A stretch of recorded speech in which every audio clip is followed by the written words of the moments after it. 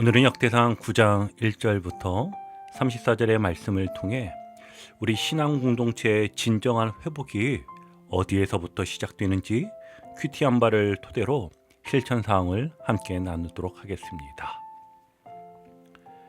역대상 9장은 1장부터 길게 이어졌던 족보의 마지막을 장식하는 부분입니다.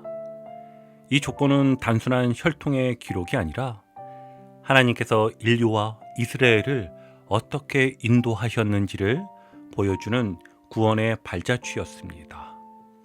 긴 침묵과 고난의 시간을 지나 이제 하나님은 새로운 시대를 여실 준비를 마치셨습니다. 그런 맥락 속에서 오늘 본문은 바벨론 포로 생활을 마치고 예루살렘으로 돌아온 이스라엘 백성들이 어떤 정체성과 사명을 품고 새로운 출발을 했는지를 생생하게 보여줍니다. 단순한 귀환이 아닌 믿음의 공동체가 다시 세워지는 이야기입니다. 그리고 그 회복의 중심에는 언제나 그랬듯 성전과 예배가 있었습니다. 성전은 단지 건축물이 아니라 하나님의 임재를 상징하며 백성들의 신앙을 되살리는 거룩한 중심이었기 때문입니다. 그럼 이제 본문 말씀을 좀 더 자세히 들여다보면서 오늘 우리의 삶에 적용할 수 있는 실천적인 메시지를 찾아보겠습니다. 첫 번째 실천 사항은 예배의 자리를 지키는 삶을 회복하라입니다. 본문에서 가장 먼저 등장하는 귀한 자들은 유다, 베냐민, 에브라임, 므낫세 지파 사람들이었으며 그 중심에는 레위 사람들이 있었습니다. 이들의 귀환은 단순한 민족 부흥이나 영토 회복을 넘어 예배 공동체의 회복을 목표로 한 레위 언약의 성취였습니다. 이들이 돌아온 이유는 너무나 명확합니다. 성전을 건축하고 하나님께 예배하기 위해서 이들이 돌아온 것이었습니다.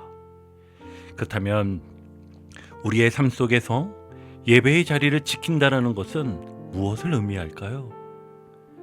우린 주일 예배뿐만 아니라 평일 속에서도 기도하고 말씀 보는 자리를 다시 세워야 합니다. 가정 안에서도 가정 예배나 큐티와 같은 예배하는 습관을 굳건하게 세워나가기를 힘써야 합니다. 바쁜 일상과 피곤함 속에서도 예배는 옵션이 아니라 우리의 정체성이라는 사실을 우리 잊지 않기를 주님의 이름으로 축복합니다. 두 번째 실천사항은 맡겨진 자리에 충성하라로 보이지 않아도 주 앞에 있음을 기억해야 한다는 것입니다. 본문의 중반부에서는 예루살렘에 다시 정착한 레위인들, 제사장들, 그리고 느디님 사람들의 구체적인 직무가 기록되어 있습니다. 놀라운 점은 이들 대부분이 성전을 직접 본 적도 실제로 성전에서 봉사한 경험도 없는 세대였다라는 것입니다. 그럼에도 그들은 이렇게 고백합니다. 나는 기구 맡은 자입니다. 나는 향을 만드는 자입니다.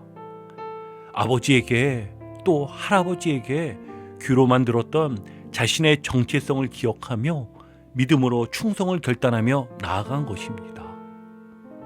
여러분, 우리의 삶에서 맡겨진 자리에 충성한다는 것은 어떤 모습이겠습니까? 오늘 우리의 현실은 눈에 보이는 성전이나 뚜렷한 결과가 없을 수도 있습니다.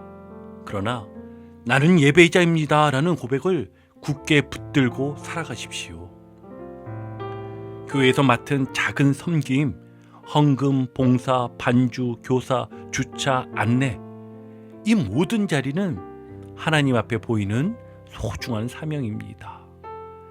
나의 작은 헌신을 통해 다음 세대가 온전히 성전을 세워갈 수 있다는 믿음을 가지는 우리가 되길 바랍니다. 실천사항 세 번째는 예배자를 삶으로 살아내라입니다. 느디님 사람의 신앙처럼 살아야 한다는 것입니다. 본문의 언급된 느디님 사람들은 본래 기브온 출신의 이방인이었지만 성전에서 장작을 패고 물을 깃는 허드레인 일을 하는 자들로 부름을 받았습니다. 놀랍게도 그들은 포로지에서 70년을 살며 새로운 삶을 시작할 수도 있었지만 다시 하나님께 예배드리는 자리에 돌아오기를 간절히 사모하며 가장 먼저 예루살렘으로 귀환했습니다. 이들은 예배를 위한 노동이 단순한 일이 아니라 하나님과의 만남 그 자체임을 깨달았던 사람들이었습니다. 그들에게 성전을 정리하고 문을 지키고 불을 밝히는 일은 곧 하나님을 향한 섬김이었고 살아있는 예배의 연장이었습니다. 그래서 그들의 헌신은 성전이 보이지 않던 시대에도 자신들의 일상과 섬김으로 하나님을 경외하며 살고자 했기에 이런 모습이 가능한 것이었습니다. 자, 그렇다면 우리는 예배를 어떻게 삶으로 살아낼 수 있을까요? 예배는 주일 하루의 일정이 아니라 우리의 삶 전반의 태도이자 방향임을 기억하십시오. 우리가 드리는 삶의 작은 행위, 직장에서의 정직함, 가정에서의 인내, 관계에서의 사랑, 이 모두 하나님께 드리는 삶의 예배임을 기억하십시오. 하루를 살아가는 우리의 태도 자체가 예배가 되도록 결단해 보시길 바랍니다. 역대상 9장은 70년의 포로 생활 이후 회복된 예배 공동체의 모습을 보여줍니다. 성전은 무너졌고 예루살렘은 황폐했지만 레위인들과 느디님 사람들은 자신들의 사명을 결코 잊지 않았습니다. 그들의 예배는 건물 안에서 드려지는 형식적인 것이 아니라 믿음으로 드려지는 삶 그 자체였습니다. 우리 역시 오늘의 현실에서 눈에 보이는 성전을 항상 바라볼 수는 없을지라도 하나님을 향한 예배자의 심령은 결코 꺼지지 않아야 합니다. 예배는 교회 안에서만 드려지는 것이 아닙니다.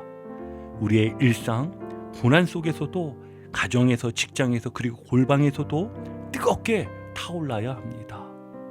우리가 다시 세워야 할 것은 웅장한 건물이 아니라 하나님을 향한 순전한 마음과 흔들리지 않는 예배자의 정체성입니다. 우리가 이렇게 예배자로 다시 세워질 때 하나님께서 다시 우리의 공동체를 세우시고 그 예배 가운데 풍성하게 임재하실 것입니다. 이제 오늘 말씀을 붙들고 함께 기도하겠습니다.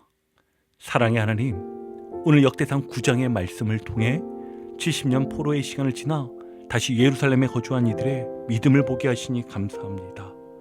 보이지 않는 성전을 바라보며 맡겨진 자리에서 충성한 레위 사람들과 느디님 사람들의 믿음을 본받게 하옵소서. 우리의 현실이 아무리 무너져 있어도 우리 안에 살아있는 예배의 불씨가 꺼지지 않게 하시고 예배의 자리를 회복하게 하시며 맡겨진 사명을 기쁨으로 감당하게 하시어 보이지 않는 자리에서도 주의 눈을 의식하며 살게 하옵소서. 주님이 기뻐하시는 예배자가 되기를 소망하며 예수님의 이름으로 기도드립니다. 아멘. 오늘도 복음의 기쁨과 확신으로 승리하는 하루 되시길 축복합니다. 함께 해주셔서 감사합니다. 내일 큐티 시간에 다시 뵙겠습니다.